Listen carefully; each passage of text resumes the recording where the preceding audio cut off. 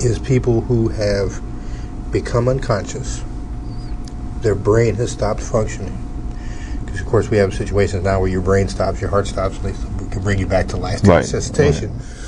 Right. But I think his point is, after the brain stopped functioning, these people came back and were resuscitated and have very clear, very distinctive memories of events once their brain shut down.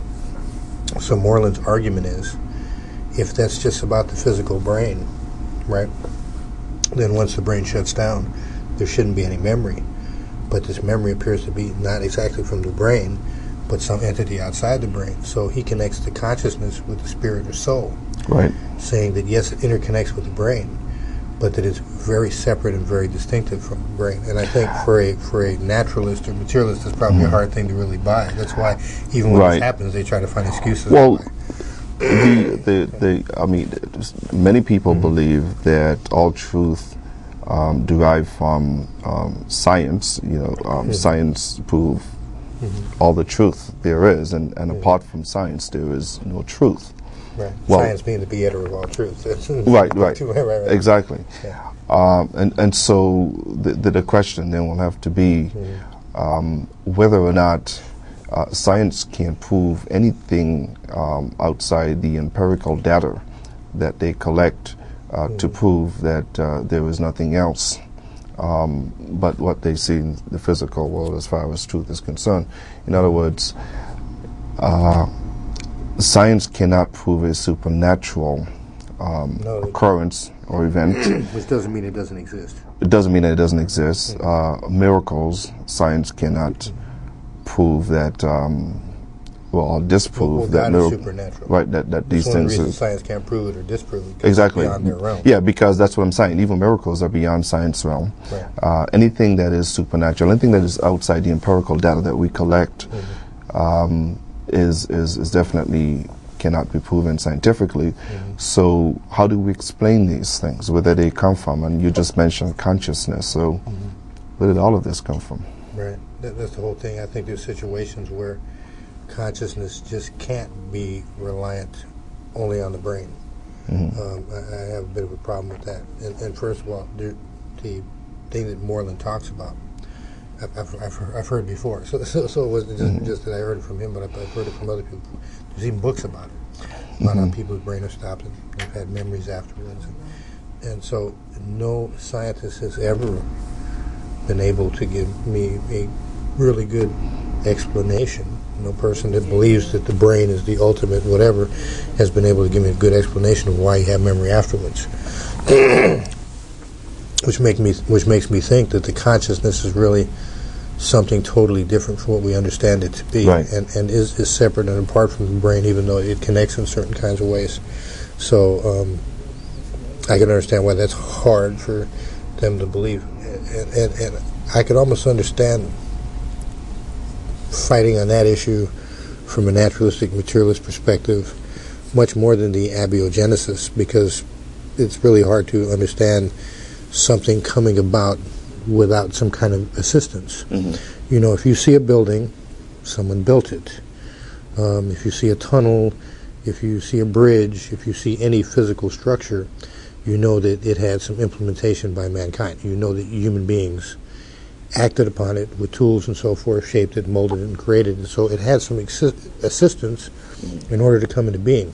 So it's really hard to understand something coming into being without having assistance. But yet people choose to believe that, whether that's because that's a more comfortable belief than them, because they don't understand good and evil, or they have problems with good and evil, or because many people do. Yeah, many people do. And when you start dealing with concepts to deal with right and wrong, good and evil, you start dealing with morality, which deals with actual action. It affects how you live in your life.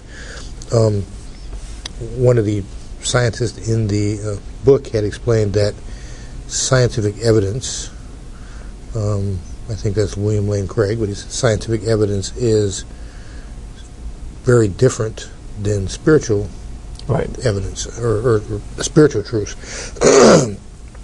for the simple fact that things like relativity, things like gravity are here. They work. We see them. But at the same time, there's not an action that has to be taken on the part of them being. Right. They just are. When a spiritual truth is understood, then there's usually a subsequent action that has to go along with that spiritual truth. And I think some people have an issue with having to commit to that subsequent action. Many people don't want to be morally and ethically responsible. I think most of us as believers probably have issues sometimes with being morally and ethically responsible. I mean, there's a lot of times where you want to do what you want to do. If you get rid of, the concept of a creator, then you can go ahead and say you can do whatever you want to do. Well, the interesting thing is, yes, people don't want to be responsible, especially when it comes to morality. If it feels good, do it. You don't need to worry about any consequences, and don't worry about whether or not there is a God who would chastise or punish, because there is none. It's just you're off life the hook. is. You're off the hook, and then I guess by saying you're off the hook takes away that responsibility. Right.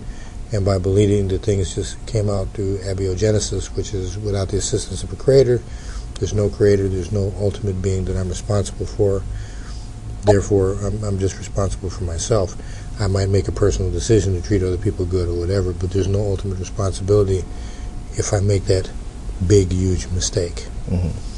I think that's a huge issue in people's lives, and I think that what happens is people become very polarized in issues. Right. So that people say, well, science is the only arbiter of truth, or people say religion is the only arbiter of truth. But the reality is, at least from my perspective, if we believe in God and God created all existence, then actually everything has an element of truth in it. Right. And we could use anything as being an arbiter of truth in a sense. But I definitely think he makes a good case scientifically, and of course we will talk more about this in the next segment, the next show. Okay. And get into maybe a little bit more in depth and do some of the scientific analysis and so forth. But I'm going to wind down for now anyway. And this was part one of the Case for a Creator. My name is George Matos. I'm the host, producer, and creator. This is my co-host, Trevor Duberry. Thank you, Mr. Duberry. Thank you. Excellent conversation. There's going to be some information that's put on at the end of the show, so you can contact me. And as I said, we're going to be having another episode dealing with the same subject. Thank you very much.